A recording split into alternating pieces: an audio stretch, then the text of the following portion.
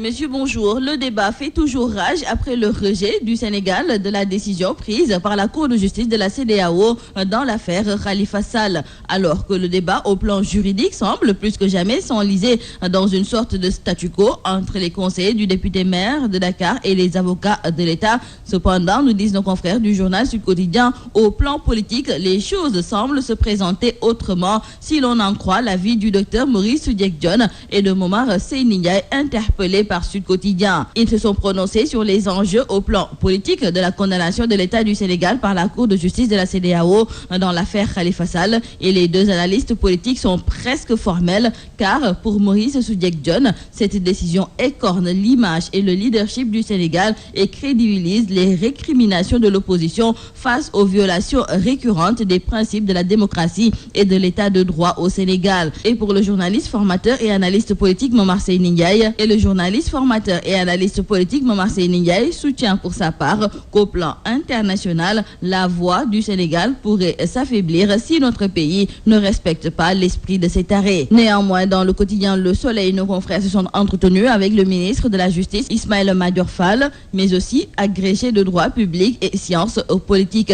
C'est donc le professeur titulaire qui passe à la loupe l'arrêt de Khalifa Sall et compagnie et la jurisprudence de la Cour de justice de la CEDEAO. Et pour le ministre, l'arrêt comporte quelques curiosités, mais le Sénégal a du respect pour la Cour qu'il a contribué à installer et à renforcer. Pour le professeur Ismaïla Madior Fall, il ne faut pas faire dire à la Cour ce qu'elle ne dit pas, car la Cour a carrément refusé d'ordonner la fin des poursuites et la libération des prévenus. Donc la détention actuelle n'est pas arbitraire, celle qu'il est serait déjà dépassée. Un entretien en exclusivité à lire dans le quotidien Le Soleil. Revenons avec nos confrères du journal Le Sud Quotidien et c'est pour parler de l'inscription sur les listes électorales de Karim Meïssa Wade. Nos confrères nous indiquent que le candidat du Parti démocratique sénégalais a bel et bien formulé une demande d'inscription sur les listes électorales. Cependant, c'est l'article L31 du Code électoral qui justifie donc le rejet de sa demande. C'est Bernard Casimir Cissé qui l'a déclaré, c'est le directeur de la formation et de la communication au niveau de la DGE. Donc, retenons avec nos confrères du journal La Tribune que Karim Wade ne fait pas partie des listes électorales. Karim Wade hors course, c'est le titre qui barre la une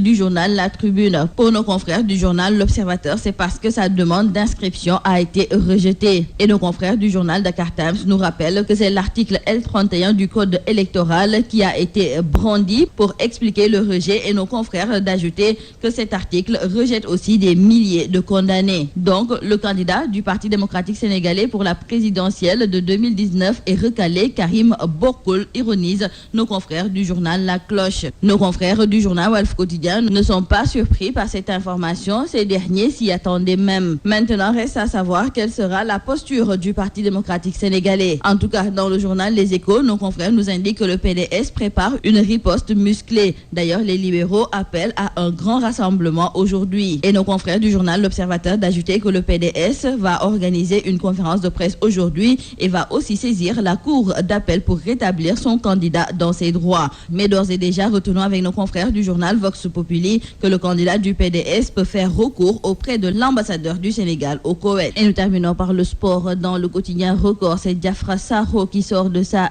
réserve. Ce dernier qui est au cœur de la polémique depuis quelques jours à cause de sa retraite internationale annoncée par la presse et aussitôt démentée par son agent. Mais c'est Diafra Sakho qui est lui-même monté au créneau. Nos confrères nous indiquent que sa déclaration sur sa page Instagram n'éclaire pas la lanterne de l'opinion. En clair, Diafra Sakho n'a ni confirmé ni infirmé cette information. Il a juste écrit que pour critiquer les gens, il faut les connaître et pour les connaître, il faut les aimer. Nos confrères nous indiquent que c'est une citation de l'humoriste et acteur français Coluche. Dans le quotidien du sport Stade, nos confrères nous parlent de Youssouf Sabaly, considéré comme le meilleur lion au mondial 2018. Pour nos confrères, il a réussi son tournoi car il était indéboulonnable sur son côté gauche tout au long du premier tour. Des performances de haut niveau qui pourraient faire de lui le tube de l'été en Europe dans le mercato. Et nous terminons par la lutte combat Eumeu Sène Bombardier. La bataille mystique a déjà commencé et dans tous ses états. Chacun, nous disent nos confrères de Sunulamb, interpelle ses localités d'origine pour solliciter des prières afin de gagner au soir du 28 juillet